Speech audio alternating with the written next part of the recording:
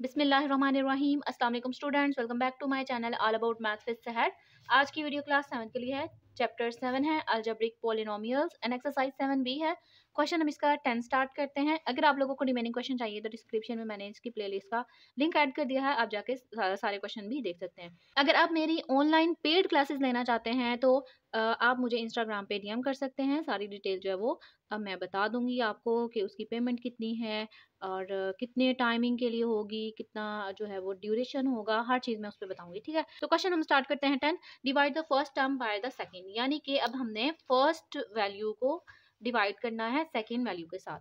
यहाँ पे अब जो डिवाइड वाला प्रोसेस है वो थोड़ा सा ट्रिकी इस तरीके से होगा कि समझाने में आपको लगेगा कि जैसे लेंथी पार्ट है, लेकिन जब आप इसको करोगे खुद से तो आसान होगा। तो स्टार्ट करते हैं। सबसे पहले क्वेश्चन को हम एज अ सोल्यूशन लिख लेते हैं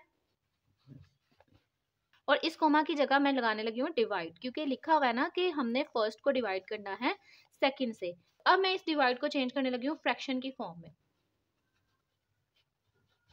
डिवाइड, और यहाँ पे मैंने फ्रैक्शनल जो फॉर्म होती है वो लिख दी और नीचे आएगी वैल्यू 4abx। अब आपने न्यूमेरिक डाटा को कर देना है सेपरेट। आप चाहे ना आप यहाँ पे डायरेक्टली इनको कट करके इनकी वैल्यू ला सकते हैं। ठीक है, तो यहाँ पे कट कर लेते हैं क्योंकि सीधा सीधा है तो हम इसको सिंपल कट कर लेते हैं। ऊपर जो है वो सारी वैल्यूज मल्टीप्लिकेशन हो रही है, नीचे भी मल्टीप्लाई हो रही है, इसलिए ये इजीली कट हो जाएगा। लेकिन कुछ वैल्यूज ऐसी होंगी, कुछ क्वेश्चन ऐसे होंगे जिनमें ना ऊपर टर्म्स होंगी, यानी कि प्लस माइनस की फॉर्म में होगा और नीचे कोई एक वैल्यू होगी, तो उसमें ना थोड़ा सा मेथड चेंज होता है, वो फिर मैं आपको तब बताऊंगी। अभी हम सिंपल इसको कट कर लेते हैं। देखें 4 के टेबल में 64 आता है, तो हम सिंपल 2 से भी कर सकते हैं और 4 से भी। मैं 4 से ही कर रही हूँ। 4 1 4, 4 1 4, 6 में से 4 निकाला तो 2, 2 इस साइड पे आके 4 के साथ अटैच हो गया तो 24 बन गया। 4 6 24। अब मैं यहाँ पे अभी न्यूमेरिक फॉर्म लिख रही हूँ ना, तो 16 a b x y। आप चाहें तो आप यहाँ पे ही कटिंग कर सकते हैं, मैंने इसलिए यहाँ पे इनको ओपन किया ताकि थोड़ा सा क्लियरली लिखा जाए। अब देखें a और a, इनमें इनकी पावर बिल्कुल सेम है, यानी कि जिसकी कोई पावर नहीं उसकी 1, उसकी 1। तो यहाँ पे हम इनको डायरेक्टली क्या कर देंगे, कट कर देंगे। ऊपर नीचे जब हमारे पास आता है ना तो हम इनको कट कर देते हैं ना, जैसे 2/2 होता है तो हम उनको कट कर देते हैं, इसी तरीके से आप इनको कट कर दो।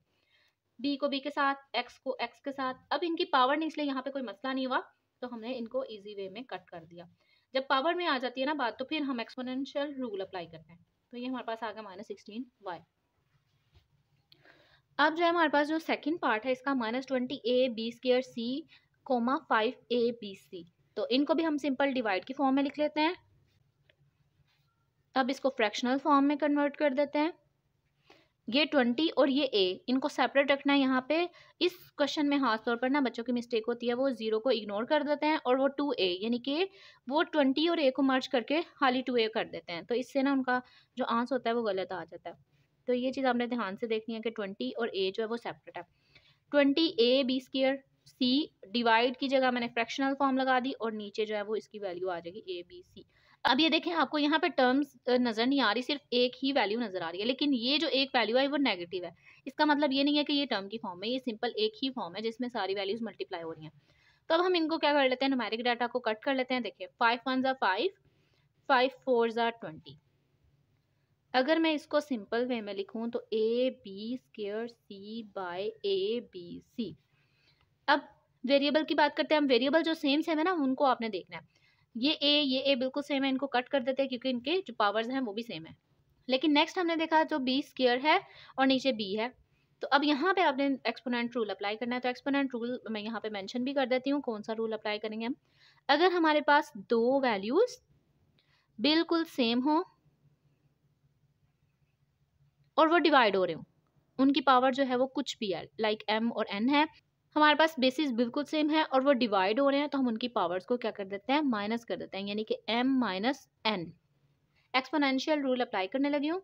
-4, ये c और ये c ये दोनों सेम है, तो इनका भी सेम जो है वो पावर सेम है, तो ये कटिंग हो जाएंगे। ठीक है, बस इसके ऊपर एक्सपोनेंट रूल अप्लाई होगा। अब इसके ऊपर कोई पावर नहीं थी तो 1 एग्जिस्ट करी होती है। जैसे अगर हमारे पास 2 होता है ना, तो 2 के ऊपर भी पावर 1 एग्जिस्ट करी होती है, ये आपने याद रखना है। तो मैं क्या करूंगी, सिंपल ये दो बेसिस बिल्कुल सेम आपको नजर आ रही हैं, और दोनों डिवाइड हो रहे हैं, तो हम क्या करेंगे, एक बेस में कन्वर्ट कर देंगे जैसे यहाँ पे किया था। इन दोनों की एक बेस कर दी और 2 यानी कि जो ऊपर था उसको पहले लिखा, माइनस जो नीचे वाली पावर थी वो लिख दी। -4b, 2 में से 1 निकाला 1, इसका मतलब जो है वो -4b वैल्यू आ गई। आप चाहे तो आप यहाँ पे कट कर सकते हैं, लेकिन मैंने इसलिए नहीं करवाया क्योंकि कुछ वैल्यूज इतनी बड़ी आती हैं कि उनको फिर कट करने में मुश्किल होती है, इसलिए आप सिंपल इसको इस तरीके से कर सकते हैं। जो हमारे पास थर्ड पार्ट है उसमें सारी वेरिएबल फॉर्म है, कोई न्यूमेरिक डाटा नहीं है, तो मैं क्या करूँगी, इनको डिवाइड की फॉर्म में कन्वर्ट कर दूंगी। a4b³ divided by -a²b। ठीक है, डिवाइड तो दोनों ने होना है और ये जो माइनस है ये इसका है, तो अब मैं इसको फ्रैक्शनल फॉर्म में कन्वर्ट कर देती हूँ।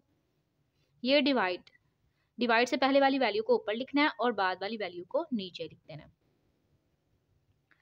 Same exponent rule, basis same हो और वो डिवाइड हो रहे हो तो हम उनकी पावर्स को क्या कर देते हैं, माइनस कर देते हैं। तो अब यहाँ पे भी यही रूल अप्लाई होगा।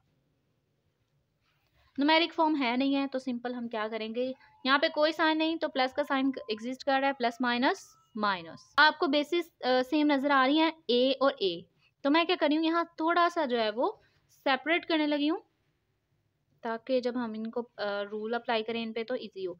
a4 डिवाइडेड बाय a2 और b3 बाय b, मैंने इनको सेपरेट किया अभी फिलहाल।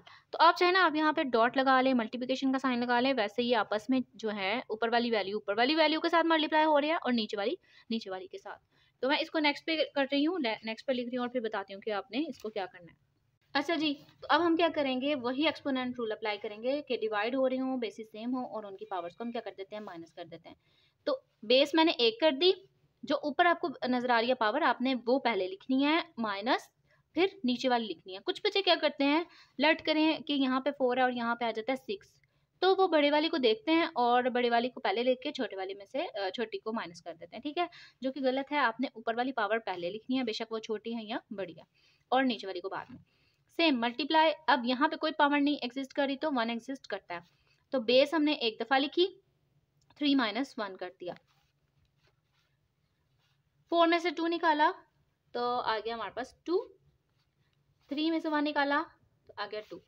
तो हमारे पास जो आंसर आया वो a² b²। मल्टीप्लिकेशन मैंने खत्म कर दिया क्योंकि ये भी इसकी फॉर्म है। इसका पार्ट 4 है, 4ab² c³ -2abc, तो इसको मैंने डिवाइड की फॉर्म में लिखना है। अब फ्रैक्शनल फॉर्म में लिख देते हैं इसे। इस डिवाइड को मैंने कन्वर्ट किया फ्रैक्शन की फॉर्म में और -2ab से डिवाइड होना है, abc से डिवाइड होना है। जो न्यूमेरिक डाटा है मैं उनको कट कर देती हूँ, 2 1 2 2 2 4। यहाँ पे कोई साइन नहीं तो प्लस का साइन एग्जिस्ट कर रहा है, plus minus minus 2 as it is ab² c³ by abc। तो अब सिंपल a और a बिल्कुल सेम है, इसलिए हमें एक्सपोनेंट रूल अप्लाई करने की बजाय हम इसको डायरेक्टली कट भी कर सकते हैं, -2 और यहाँ पे एक्सपोनेंट रूल अप्लाई कर देते हैं। देखें बेसिस सेम है बिल्कुल और वो डिवाइड हो रही हैं, तो हम क्या करते हैं, एक बेस में कन्वर्ट करके इनकी पावर को कर देते हैं माइनस। तो यहाँ पे कोई पावर नहीं है तो 1 एग्जिस्ट कर रहा है, यहाँ पे भी कोई पावर नहीं तो 1 एग्जिस्ट करता है। इसकी भी मैंने बेस 1 कर दी, अब इसकी भी मुझे एक बेस करनी है। c3 में से 1 को माइनस किया, -2b, 2 में से 1 निकाला 1, 3 में से 1 निकाला 2, तो जो हमारे पास आंसर है वो -2bc²। अच्छा जी, जो हमारे पास 5 पार्ट है, अब यहाँ पे 2 टर्म्स आ गई हैं। पहले वाले जितने भी हमने 4 क्वेश्चन किए 4 पार्ट के, उसमें ना एक एक टर्म है, वो नेगेटिव भी हो सकती है, पॉजिटिव भी हो सकती है, लेकिन जो अब हम 5 क्वेश्चन कर रहे हैं उसमें 2 टर्म्स हैं। तो इसको ना 2 तरीके से हम हैंडल कर सकते हैं। सबसे पहले तो जो हर एक क्वेश्चन में करती आ रही हूँ वो करूँगी। अब यहाँ पे जब हमने डिवाइड लगाना है तो डिवाइड के पहले ब्रैकेट अप्लाई करनी, क्योंकि ये जो डिवाइड हो रहा है एक्स वाई ये दोनों के साथ हो रहा है। अगर आप सिंपल लिखते हो ना कि 3x² y -2xy² divided by xy, तो इसका मतलब है कि जो xy ना वो सिर्फ -2xy से डिवाइड हो रहा है, जो कि एक गलत मेथड है। तो आपने सिंपल ब्रैकेट अप्लाई करनी है जितनी भी टर्म्स आपको दी हुई हैं। अब हम इसको फ्रैक्शनल फॉर्म में कन्वर्ट कर देते हैं। फ्रैक्शनल फॉर्म में कन्वर्ट करने के लिए ये जो आपने फ्रैक्शनल लाइन लगानी है वो दोनों के नीचे लगानी है और डिवाइड कर देना है एक्स वाई के साथ। अब यहाँ पे पहला जो मैं मेथड बता रही हूँ जो कि मुझे बहुत आसान लगता है आप लोगों के लिए भी, तो वो मैं करवाती हूँ यहाँ पे फिर सेकंड मेथड भी बताऊंगी कि वो कैसे करना है। तो सिंपल आपने क्या करना है, आपको दो टर्म्स नजर आ रही हैं बिल्कुल क्लियरली। ये जो डिवाइड है, इस डिवाइड को मैं इसके साथ भी डिवाइड कर दूंगी, इसके साथ भी। अगर मैं आपको थोड़ी सी एग्जांपल दूं, अगर हमारे पास आता है 3/2 प्लस 1/2, तो मैं जब इनको इकट्ठा करती हूँ तो 3 + 1 आ जाता है ना। तो इसका मतलब है कि मैं इस 2 को 3 के साथ सेपरेट कर सकती हूँ, 1 के साथ भी सेपरेट कर सकती हूँ। ठीक है, हम इससे ऐसे बना सकते हैं, तो इससे इस तरह भी फॉर्म बना सकते हैं। ठीक है, तो मैं ये वाली फॉर्म बनाने लगी हूँ। तो सिंपल मैं ऊपर टर्म्स लिखूंगी। एक्स वाई को पहले मैं फर्स्ट टर्म के साथ भी डिवाइड कर दूंगी और फिर सेकंड के साथ भी। अब यहाँ पे सेम एक्सपोनेंट रूल अप्लाई कर लेते हैं। 3x² और x1, ये बेसिस बिल्कुल सेम है। तो हम क्या करेंगे, अकॉर्डिंग टू एक्सपोनेंशियल रूल, जब बेसिस सेम हो और वो डिवाइड हो रहे हो तो उनकी पावर्स को कर देते हैं माइनस। वी नो डैट कि यहाँ पे 1 एग्जिस्ट कर रहा है। अब ये दोनों सेम है तो इनको मैं कट कर दूंगी। -2, एक्स और एक्स सेम है, कोई पावर इनकी ऊपर नीचे नहीं है, यानी कि बड़ी छोटी नहीं, इसलिए मैंने इनको कट कर दिया। अब बात करते हैं इसकी y² और y1। यहाँ पे एक्सपोनेंट रूल अप्लाई करती हूँ मैं। जब हमारे पास बेसिस सेम हो और डिवाइड हो रहे हो तो उनकी पावर्स को कर देते हैं -2 - 1। वी नो डैट कि यहाँ पे कोई पावर नहीं तो 1 एग्जिस्ट कर रही है। 3x, 2 में से 1 निकाला 1, 2 में से 1 निकाला 1। तो ये हमारे पास आंसर आ गया, जो कि किस फॉर्म में था, डिवाइड की फॉर्म में था। अब मैं इसको कॉमन की फॉर्म में बताती हूँ कि कॉमन कैसे करना है। लाइक अगर इधर से स्टार्ट करते हैं, अगर आपने ये वाला मेथड करना है ना, कॉमन मेथड, तो फिर आप जो है ना ये स्टेप करने के बाद ये वाला स्टेप करेंगे। ठीक है, तो कैसे करना है हमने, ये मैं इसको दोबारा से लिख देती हूँ ताकि आपको मसला ना हो। अच्छा जी, ये कैसे करेंगे हम, आपने देखना है कि दोनों टर्म्स में, ऊपर वाले हिस्से को भी हम लेके चलेंगे, दोनों टर्म्स में क्या चीज़ सेम है। देखें, ये 3 है, ये 2 है। फर्स्ट टर्म में है, सेकंड टर्म में नहीं है, इसका मतलब कोई न्यूमेरिक फॉर्म बाहर नहीं आने वाली। अब बात करते हैं एक्स की। यहाँ पे x² है और दूसरी टर्म में x1 है। जो आपको छोटी पावर नजर आएगी ना, देखिए x² और x1 में कौन सी छोटी है, ऑब्वियसली x1 छोटी है, तो आपने उसको बाहर लिख देना है। जब आप किसी भी दो वैल्यू या जितनी भी टर्म्स मौजूद होती हैं उनमें से कुछ कॉमन निकाल रहे होते हैं, तो आपने बाहर हमेशा एक दफा लिखना होता है। इसमें से भी एक बाहर निकाला, इसमें से भी एक बाहर निकाला, लेकिन लिखेंगे एक दफा। नेक्स्ट, y फर्स्ट टर्म में भी मौजूद है, सेकंड में भी मौजूद है। यहाँ पे y1 है और यहाँ पे y² है। जो y की छोटी पावर होगी ना, वो आपने बाहर लिखनी है। देखिए, छोटी पावर कौन सी है, y1, तो मैं उसको लिखूंगी, लेकिन एक दफा लिखूंगी। ये चीज आपने याद रखनी है। अब सब कुछ हमने क्लोज कर दिया, ये भी बाहर आ गया, इसमें से एक बाहर चला गया। अंदर हम देखते हैं कि हमारे पास क्या बचा। अब ये न्यूमेरिक वैल्यू गई नहीं थी बाहर, इसको हम एज इट इज लिख देंगे।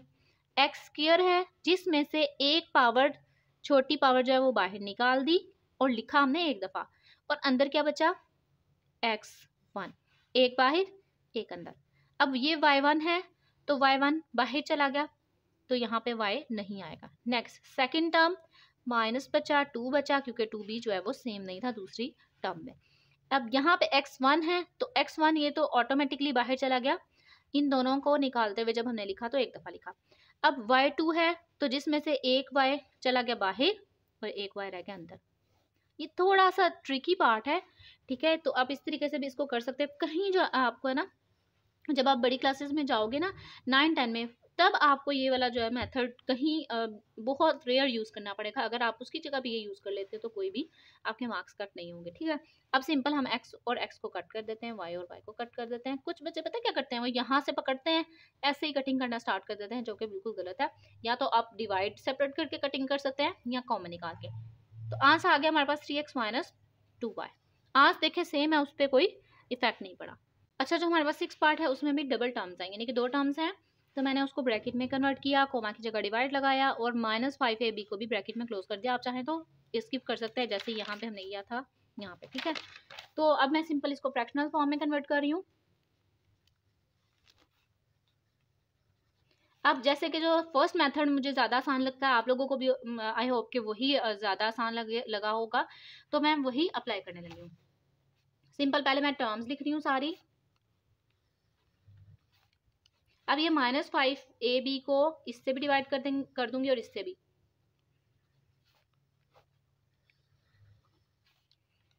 माइनस माइनस प्लस हो जाएगा, 5 1 ज़ा 5, 5 3 ज़ा 15। अब मैं यहाँ पे सारी वैल्यू लिख देती हूँ, माइनस माइनस प्लस, 5 1 ज़ा 5, 5 5 ज़ा 25।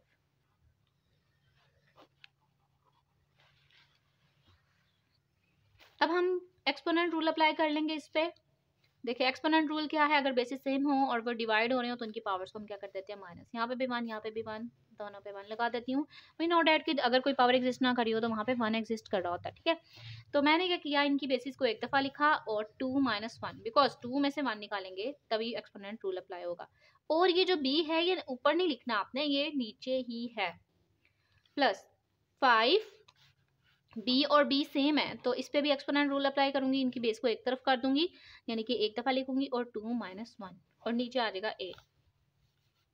3 a 2 में से 1 निकाला 1, b 1 as it is, plus 5 b 2 में से 1 निकाला 1 and a as it is. तो ये हमारे पास आंसर आ गया। अच्छा जी, हमारे पास जो 7 पार्ट है उसमें 3 टर्म्स हैं, यानी कि 3 टर्म्स को हमने डिवाइड करना है एक टर्म के साथ। तो मैंने क्या किया, इस सारी 3 टर्म को लिख दिया, डिवाइड लिखा और ये जिससे हमने डिवाइड करना था उसको भी मैंने ब्रैकेट में कन्वर्ट कर दिया। अब मैं कन्वर्ट कर रही हूँ फ्रैक्शनल फॉर्म में। अच्छा जी, अब हमारे पास 3 टर्म्स आ गई हैं। जैसे हम 2 टर्म्स के साथ करते आ रहे हैं ना, वैसे ही हमें 3 टर्म्स के साथ करना है। अगर यहाँ पे 100 टर्म्स भी आ जाती है तो 100 टर्म्स को भी हम इजी तरीके से इसको इस फॉर्म में डिवाइड कर सकते हैं। तो मैं सिंपल क्या कर रही हूँ, फर्स्ट वैल्यू लिख रही हूँ और उसके नीचे इसकी वैल्यू।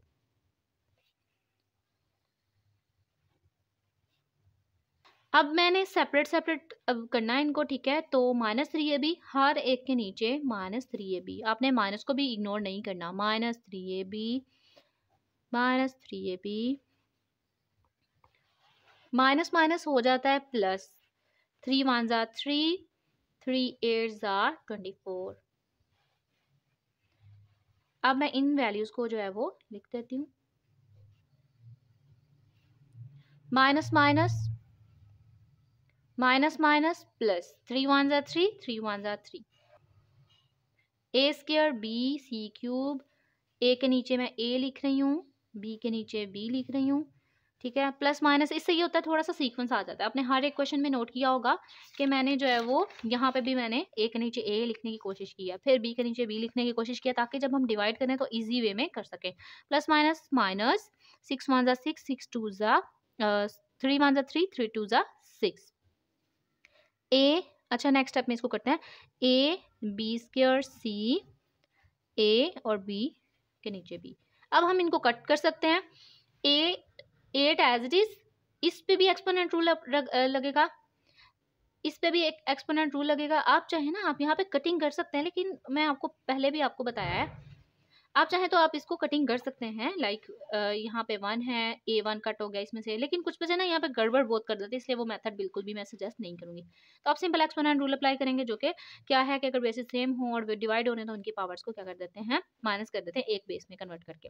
1 1 1 1, वी नॉट एट के कोई पावर नहीं तो 1, सबकी मैंने 1 1 लिख दी। अब यहाँ पे मैंने एक बेस कन्वर्ट की, 2 माइनस 1, बी के ऊपर भी यही रूल अप्लाई करूंगी मैं, 2 माइनस 1। अब सी जो है वो सी के नीचे कोई भी डिवाइड नहीं हो रहा, सी वाला पोर्शन, इसलिए मैं क्या करूंगी, सी को ऐसे ही छोड़ दूंगी। प्लस इसके ऊपर भी अप्लाई करूंगी, ए 2 माइनस 1, इसके ऊपर अप्लाई कैसे करना है, ये तो सिंपल जो है सेम सेम वैल्यू ये कट हो जाएगा, बाकी C cube as it is, -2 A1 दोनों सेम है, बिल्कुल पावर भी सेम है, इनकी कटिंग मैंने कर दी। बाकी इसके ऊपर एक्सपोनेंट रूल अप्लाई कर रही हूँ, तो b एक बेस में कन्वर्ट किया, 2 माइनस 1, और c1 जो है वो एज इट इज, 2 में से 1 निकाला 1, 2 में से 1 निकाला 1 and c as it is, 2 में से 1 निकाला 1, c cube as it is, -2, 2 में से 1 निकाला 1 and c1 as it is. अब मैं सबके 1 ना खत्म कर रही हूँ, क्योंकि एक इनकी फॉर्म भी बन जाती है 1 के बगैर। अब मैं इन सब के 1 जो है वो रिमूव कर रही हूँ, बिकॉज वी नो डैट कि जिसके ऊपर कोई पावर नहीं होती उसकी पावर 1 होती है। तो मैं इसको सिंपल जो रेयर फॉर्म होती है उसी में कन्वर्ट कर रही हूँ। जो हमारे पास 8 पार्ट है उसमें कितनी टर्म्स आ गई हैं, 1 2 3 4। इन 4 को हमने डिवाइड करना है 6 के और b के साथ, तो मैंने सिंपल इनको ब्रैकेट के फॉर्म में कन्वर्ट कर दिया है। अब मैं इसको फ्रैक्शनल फॉर्म में कन्वर्ट करने लगी हूँ।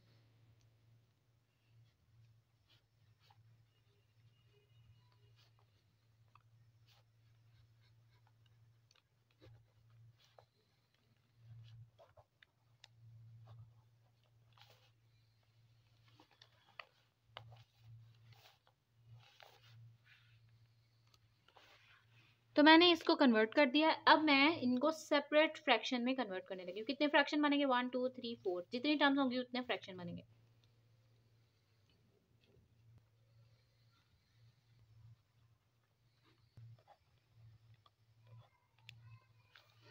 तो फर्स्ट को भी मैंने डिवाइड कर दिया 6a² b के साथ, सेकंड को भी, थर्ड को भी और फोर्थ को भी, सबको मैं कर दूंगी। अब कट कर लेते हैं। 6 1 6, 6 2 18, 6 1 6, 6 4 24, 6 1 6, 6 2 12, अच्छा 6 3 18 होगा यहाँ पे।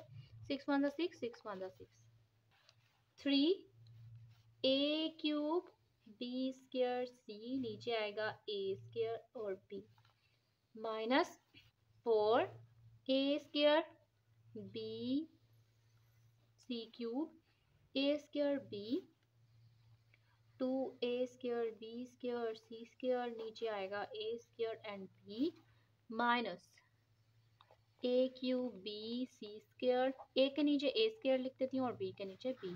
अब यहाँ पे जो है वो हम वैल्यूज को क्या करते हैं, एक्सपोनेंट की फॉर्म में सॉल्व कर लेते हैं। बेसिस सेम है, डिवाइड हो रहे हैं तो इनकी पावर्स को क्या कर देंगे, माइनस विद 1 बेस, 3 माइनस 2, इधर भी हम सेम यही प्रोसेस करेंगे, b minus 1, we know that यहाँ पे 1 पावर है तो 1 ही आएगी, और c as it is, minus 4 a² बिल्कुल सेम है।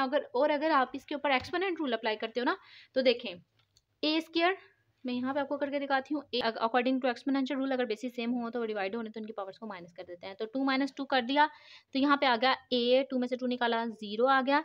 वी नो डैट अब एक और एक्सपोनेंट रूल आपको लगाना है कि अगर हमारे पास कोई भी बेस मौजूद हो उसके ऊपर पावर 0 हो तो वो सारे का सारा बन जाता है 1। ठीक है, तो इससे अच्छा हम क्या करते हैं, इनको कट कर लेते हैं।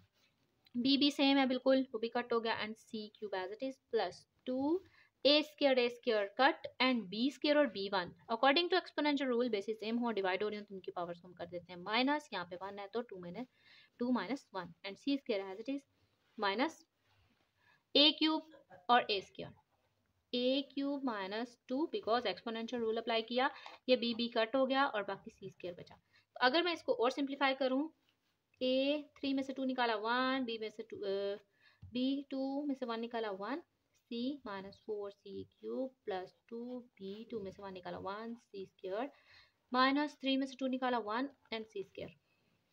और अगर मैं इसको 1 की फॉर्म रिमूव कर दूं